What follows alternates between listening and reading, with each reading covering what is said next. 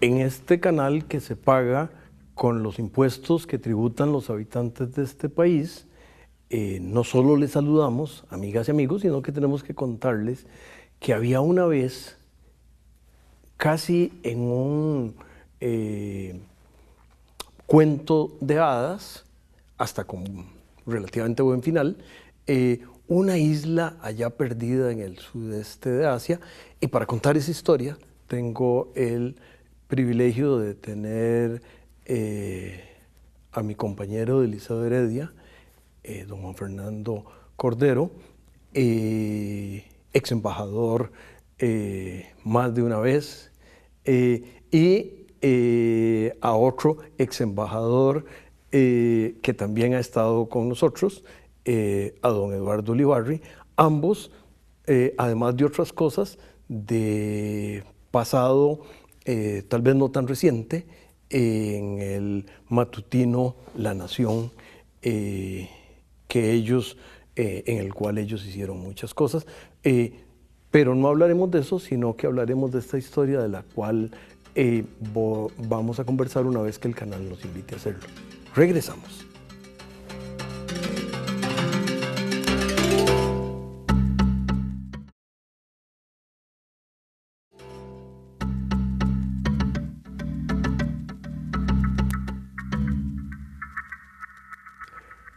Continuamos, amigas y amigos, conversando con los ayer periodistas Cordero y Ulibarri, con quienes hablaremos de esta ciudad misteriosa, que todavía no he revelado cuál es, pero no sé si don Juan Fernando nos ayuda a identificarla. Sí, cómo no, buenos días a todos. Y tardes y noches. Y tardes y noches. Singapur es la ciudad-estado de que habla Juan Rafael y en la cual yo tuve el privilegio de representar y el honor y orgullo de representar a Costa Rica como embajador. Un país extraordinario del cual se pueden derivar muchas lecciones, pese a todas las limitaciones que padece, comenzando por su extensión territorial, 700 kilómetros cuadrados, ubicada al sur de la península de Malasia, en un sitio geográfico estratégico definitivamente que ellos han sabido aprovechar muy bien, y eso es lo que nos gustaría que comentáramos hoy, los porqués esta ciudad-estado se ha convertido en lo que es hoy, cuando hace 60 años, antes de su independencia, era un país más pobre que cualquier nación centroamericana de la época, y hoy es de los países más ricos del mundo. Creo que el tercero por habitante, pero esa independencia, ¿de quién lo obtuvo? No lo obtuvo de España, ¿eh? No, obviamente no. De Inglaterra, de Gran Bretaña. Ellos fueron una colonia británica y se independizaron en el 65. Después del 65 se independizaron de la Federación de Malasia, a la cual pertenecieron poco tiempo, pero los británicos salieron en el 59, terminaron de salir en el año 1959. Ellos entonces su independencia oficial es 1965, cuando se separaron de la Federación Malaya.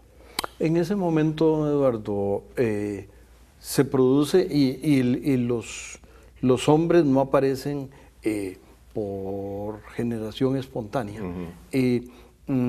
pero es más, posiblemente en ese momento nadie en Costa Rica se enteró de quién era el nuevo líder de esa nueva nación, o casi nadie. Me imagino que los teletipos en algún lugar llegaron y dieron alguna noticia que no tenía mucha, pero ese líder yo creo que hace una diferencia importante. Sí, yo creo que en el caso de Singapur estamos en una de esas situaciones en que una persona marca diferencia. Esa persona es Lee Kuan Yew, quien ya tenía un pasado pues, de participación pública, además de una formación muy sólida. Él es graduado de Oxford, o era graduado de Oxford, al igual que su esposa. Y ya desde que Singapur alcanza su autonomía, en el 59, él comienza a tener un papel muy importante en la conducción de los asuntos públicos y a partir del año 65 se convierte oficialmente en el primer ministro de ese nuevo país. Perdón, voy a hacer un paréntesis aquí que no directamente tiene que ver con este tema, pero que me parece importante, que es este título de Oxford, se puede decir, y hay mucha gente que estuvo en Oxford, pero es mucho mejor que haber estado en alguna universidad de garaje de algún país del tercer mundo. Primera cosa. Luego, usted destacó el tema de que su esposa también. Y ambos, periodistas que me acompañan, tienen esposas muy destacadas. Es más, ustedes podrían tener un poco el síndrome de Hillary y Bill. Y yo creo que eso no también, nos adjudica esos defectos. yo creo que, ¿cómo se llama? Eso me parece que no es un dato intrascendente. Repito y resumo, educación y la compañía en la vida de mujeres excepcionales. Sí, indudablemente. Yo creo que también ahí juega y es parte de la educación, pues tener una especie de introspección sobre el carácter institucional británico, que yo creo que eso también ayudó. Pero el punto mío en cuanto al personaje es que aquí se trata de un personaje que no solo era un autócrata, como hay tantos en el mundo, sino que era un autócrata ilustrado y que parte de esa ilustración consistió, número uno, en potenciar las fortalezas de Singapur. Y fundamentalmente, la fortaleza es la geografía. Número dos, convertir en fortalezas lo que para otros países eran debilidades. Y una de esas es la multietnicidad, o sea, un 70% aproximadamente población china, el resto fundamentalmente malaya e india. En otros países ha sido una mezcla explosiva, pero en este caso se logró establecer un sistema mediante el cual esa multiplicidad se convirtió más bien en un potenciador de la creatividad.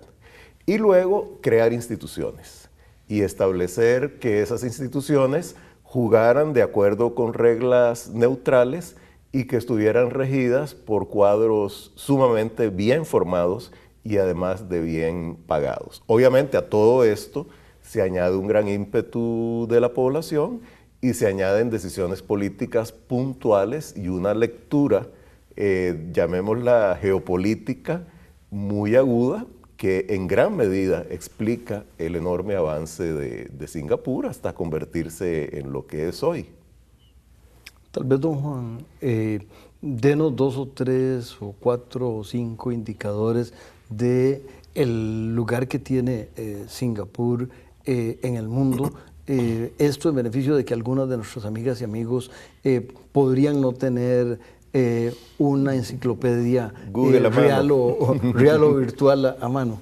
Sí, totalmente de acuerdo con Eduardo, con lo que dice. Él lo puso muy bien en un interesante artículo que escribió, un autócrata con visión. Esa ha sido fue una de las principales características de Lee Kuan Yew. Él se encontró a la salida de los ingleses con un gran problema, mucha revuelta interna, fueron muchas fuentes de trabajo con la salida de los británicos, y en ese entonces Singapur, en unos terrenos inhóspitos, fangosos, donde está ubicado, con una industria muy incipiente de manufactura, básicamente, hacían muñecas de trapo, pelucas para consumo interno, básicamente. ¿Qué hizo Lee Kuan Yew como una de sus primeras medidas? Atraer empresas extranjeras. Esa es parte de su visión. Atraer empresas extranjeras que empezaron a cambiar al país. Entonces así llegó la petroquímica, llegó la electrónica, llegó la ingeniería de precisión, llegó la banca y las finanzas. Llegaron la banca y las finanzas y más recientemente la biomedicina. Un proceso que él lideró durante 30 años hasta que se dio su lugar al siguiente primer ministro y los resultados empezaron a aflorar. Singapur, como decíamos, es hoy uno de los países más ricos del mundo. Aprovecha su ubicación geográfica sabiamente. El puerto de Singapur es uno de los 5 principales del mundo. Puede manejar hasta 30 millones de contenedores de 20 pies por año, con un promedio de estadía en los puertos de 12 horas, lo cual es un récord mundial. El aeropuerto Changi, con capacidad para recibir a 65 millones de de pasajeros por año, recibe actualmente, entiendo que un poco más de 30, pero tiene una capacidad para eso. Ellos invirtieron en la infraestructura lo que tenían que invertir, en educación, en salud, manejaron el problema de la diferencia de grupos étnicos muy bien, porque pudo haber sido, como lo dijo Eduardo, una mezcla muy explosiva. Tal vez y los resultados empezaron a llegar. Un detallito ahí en esto. Usted con una amabilidad enorme me mostró ciertos detalles y uno de ellos es la construcción de nuevos edificios que era una parte importante para una población tan grande en un espacio tan pequeño, y entonces había una regla, si mi memoria no me es infiel, de cómo se asignan los nuevos apartamentos.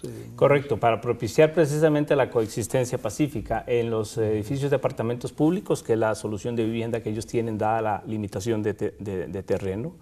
Hay cuotas proporcionales a la población. Entonces es una forma de que las personas vivan juntas, se integren y eso reduce en gran grado los posibles conflictos cuando la gente vive más separada y se forman guetos, y eso hace más difíciles las cosas.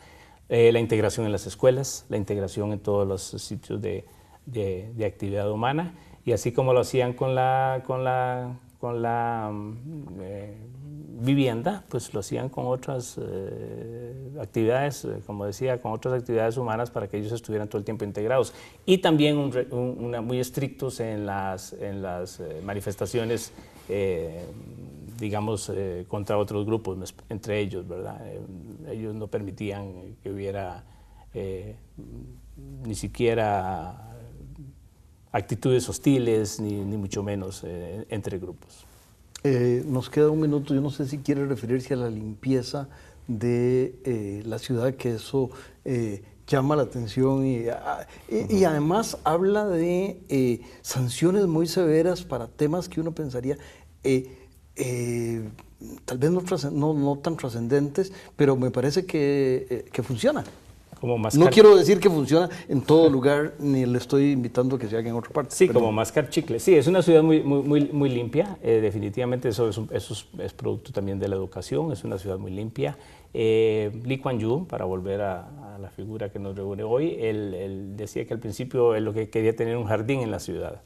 Y al final Singapur se convirtió, y así lo que hicieron, era una ciudad en un jardín. Porque pese a su limitación, tiene una altísima proporción de áreas verdes que ellos cuidan. Eso contribuye a la limpieza y al ambiente que es muy adecuado, al ambiente en general, no solo estético, sino en términos de salud. Ese es otro de los rasgos característicos de Singapur, que el visitante desde que sale del aeropuerto lo puede ver. Pues lo veremos eso y otras cosas una vez que el canal nos invite a regresar. Aquí les esperamos.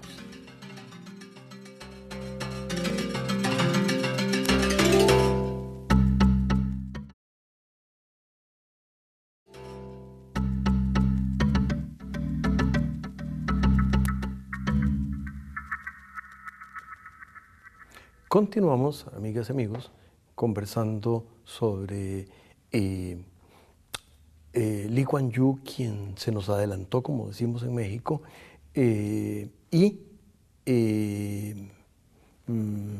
estamos un poco en su obra y su país de maravilla. Y tal vez, don Eduardo, uno de los temas es que algo tan maravilloso no es imitable, pero de ese ejemplo se puede aprender, y me parece que su artículo publicado en el diario que usted por muchos años dirigió plantea un poco ese tema. Sí, bueno, yo creo, y en este caso me quiero, digamos, darle continuidad a algo que mencionaba Juan Fernando cuando se refirió acertadamente a la capacidad de Singapur para atraer inversión extranjera e ir avanzando, si se quiere, en la escala de complejidad y de valor agregado de su producción y de sus servicios. Yo creo que aquí uno de los elementos centrales, bueno, yo se lo mencioné en el artículo, fue la capacidad, y ya lo comenté antes, de crear instituciones. O sea, las empresas que llegaban y que llegan a Singapur saben claramente cuáles son las reglas, saben que esas reglas se aplican mediante procedimientos claramente definidos, saben que no hay corrupción o que si se presenta es castigada, o sea, no es parte del sistema, y saben que existen mecanismos muy expeditos para la solución de conflictos dentro de un marco legal. Ahora, indudablemente, y esto yo creo que es parte de lo que hay que rescatar de la lección de Singapur, al igual que la capacidad de establecer una convivencia entre grupos étnicos diversos y a menudo pues un poco conflictivos en sus distintas visiones, pero bueno, en Singapur se logró. Sin embargo, yo creo que lo que hay que ver con más cuidado es cómo el factor autoritario se introduce en esta ecuación. Y ahí es donde yo creo que el caso de Singapur es absolutamente singular, no es replicable. En la mayoría de los países el autoritarismo ha conducido, o peor aún, el despotismo ha conducido por caminos muy distintos, de arbitrariedad, de falta de seguridad jurídica, de promoción del caos, de exclusión de sectores de la sociedad. Entonces aquí el hecho es que este autoritarismo, con el cual pues yo no coincido como principio, para nada, se pone en función de esa construcción institucional. Y Lee Kuan Yew tiene la capacidad de irse marginando él en su persona paulatinamente del ejercicio del gobierno. Sin embargo, debido al sistema electoral que prevalece en Singapur y a otras decisiones que se fueron tomando a lo largo del tiempo, el partido de gobierno, que se llama el Partido de Acción Popular, ¿verdad? El Partido de Acción Popular se las ha ingeniado para mantener una mayoría abrumadora en el Congreso, a pesar de que ha venido perdiendo apoyo. Por ejemplo, en las elecciones que hubo en 2011, este partido ganó el 60% de los votos, pero el 90% de los asientos en el Congreso. Y esto es porque aplican el llamado sistema Westminster, que son distritos unipersonales y el candidato que gana el distrito se lleva el distrito. Entonces la minoría tiene mucha menor capacidad de representación. En el caso de Singapur también han manipulado un poco los distritos, de modo que en términos generales se garantizan esa mayoría. Sin embargo, yo creo que precisamente por el avance social, económico, cultural de este país, por los cambios que se han ido dando en la política, ya hay una evolución hacia mayor apertura que yo presumo que se va a acelerar tras la muerte de Lee Kuan Yew. Sin embargo, también hay que entender que la población, sobre todo cuando se compara con un entorno tan complicado geográficamente, pues le da un gran privilegio a la estabilidad. Entonces, presumo yo, y así deseo, que esta evolución hacia mayor democracia se dé dentro de un orden y de una capacidad de negociación como hasta el momento ha sido capaz de poner en práctica ese país. Uno de los temas, Juan Fernando, si no lo tiene, si no lo prefiere de otra manera, es un poco el sistema educativo, y me quiero referir más a la educación superior. Al cabo estamos en la Universidad de Costa Rica, porque tanto su esposa tuvo una relación con algunos de los temas, pero más importante, algo que me imagino que usted va a querer mencionar. Sí, ella hizo, como profesora en la Universidad de Costa Rica, hizo un sabático en Singapur y analizó durante un buen periodo el sistema educativo de innovación y de ciencia, educación, ciencia e innovación en Singapur, un documento bastante interesante que resume esos resultados, porque la educación es uno de los pilares de Singapur. Ellos tienen un sistema educativo excelente, diría yo, con las instituciones adecuadas que han sabido crear en el momento adecuado, sin duplicidades, sin carencias, un gran énfasis en educar ir educando a las personas para que lleguen a ocupar diferentes funciones, ya pensando en la función o en el puesto que van a llegar a desempeñar. Puede sonar un poco discriminatorio, pero ellos ya van desde la secundaria sabiendo quién debe ir a la universidad y quién no.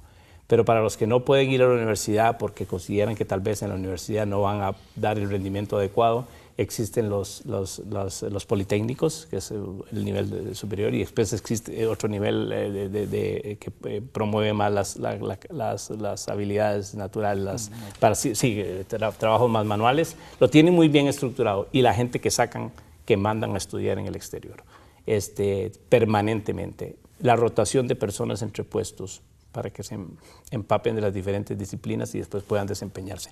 Los ministros son ministros de su cartera y viceministros en otra cartera. Hacen unos cruces interesantísimos para que las personas estén no solo más enteradas de lo que ocurre en otras carteras, sino para que eventualmente puedan rotar entre carteras. Eso a mí me pareció muy novedoso. Incluso Lee Kuan Yew, entre las cosas que decía, no sé si más en broma o más en serio, creo que más en serio que en broma. Él decía que uno de sus errores había sido educar demasiado a las mujeres, que a rato se arrepentía de educar demasiado a las mujeres.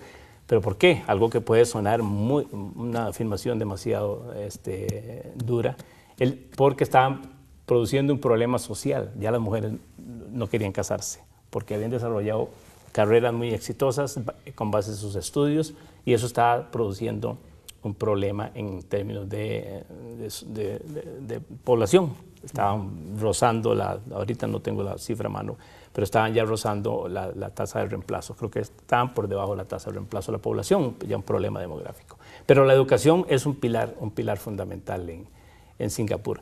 Y me gustaría hacer una pequeña acotación a lo que decía Eduardo, que lo comparto. Así es, efectivamente. Una de las cosas que tiene Singapur es que hay algunas restricciones a ciertas libertades, el ejercicio político tiene ciertas restricciones. Uno no se puede reunir fácilmente para actividades políticas, todo está como muy regulado. Y a la población eso durante muchos años como que no le preocupó. El bienestar era tal que ellos, las manifestaciones políticas, no les preocupó mucho. Las nuevas generaciones, yo creo que eso va a ir cambiando, están más en contacto con otros modelos, la gente sale cada vez más a estudiar, hay más formas de conocer otras cosas que acontecen en otras partes del mundo, y eso yo creo que va a ir cambiando poco a poco. Ahí lo que puede ser muy interesante es la línea de relevos al futuro. ¿Qué va a pasar? Para los que no lo saben, el actual primer ministro es el hijo de Lee Kuan Yew. Yo pienso que, como están las cosas, posiblemente será primer ministro por un buen tiempo todavía, pero ¿qué seguirá después? ¿Estará Singapur preparado para tener un primer ministro que no sea chino, que es el grupo étnico mayoritario? Yo creo que todo eso ellos lo piensan. Ha habido presidentes malayos y presidentes indios, pero no ningún primer ministro. Bueno, han sido solo 3 hasta ahora, los 3 chinos. Creo que hasta eso ellos lo van planeando, en qué momento podrían dar ese paso. A mí me parece que el actual ministro de Relaciones Exteriores, que es de origen indio, podría ser un candidato a futuro. Pero todo estaría por verse. Habría que ver qué va a pasar ahora, porque como ya se dijo, con la muerte de Lee Kuan Yew pueden abrirse muchas incógnitas en Singapur, y yo pienso que ellas los van a manejar adecuadamente y el país va a seguir por la senda de progreso que tiene, pero sí creo que va a haber algunos cambios interesantes a futuro. En este tema, insisto en el tema de la educación, necedad mía, y en estos 2 minutos que nos quedan,